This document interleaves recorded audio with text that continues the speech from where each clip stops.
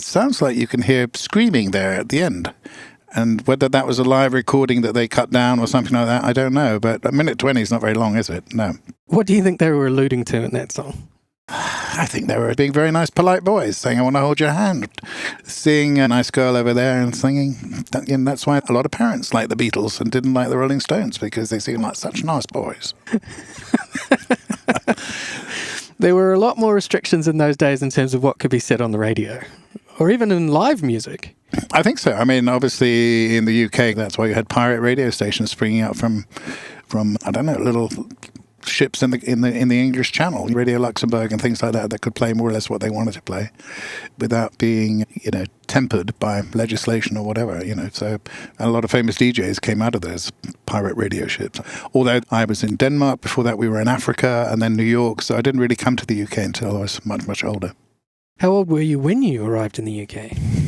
17 or 16 or 17, something like that.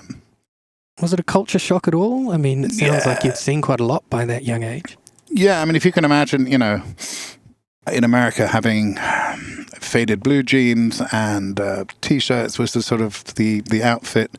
And my parents sent me to the UK because my father was being transferred as he'd been the US correspondent, and he was now becoming the UK or London-based correspondent for Danish television.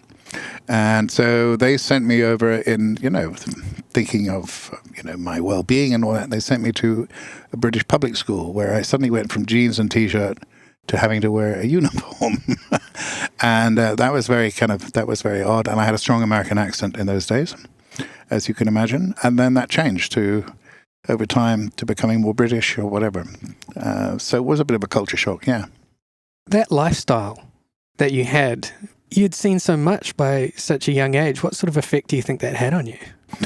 I think that there's a word for moving around all the time, which is peripatetic. And looking back now, I think I went to 15, 16 different schools. I don't regret it. I've got lots of friends who I've met who sort of grew up, went to the same school all together, played sports together, blah, blah, blah, still live in the same town and all that, which I sometimes felt quite jealous, saying, oh my God, if only I had those kind of roots. But then I wouldn't have experienced the things that I have experienced, a lot of travel.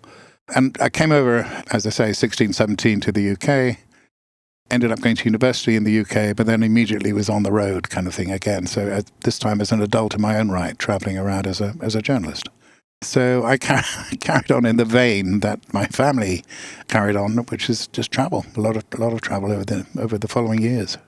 Is there a track that brings us back to that? There's one track, I suppose, that has followed me around the world as a kind of, I sort of stop and I go, hang on, I just, I heard this, and it's a classic, and it's Chuck Berry's Johnny Be Good. And why do you think that sticks in your craw? I think it just sticks in there because it's rock and roll. I love the lyrics. It's foot thumping. And wherever you are in the world, whether you're in the Middle East or whatever, that was my, if you like, Bill Haley rock around the clock moment. That was the older generation. But Chuck Berry for me was real rock and roll, and that was the song where I think a lot of people, including Keith Richards and others, have said if I could have written one song, it would have been Johnny Be Good.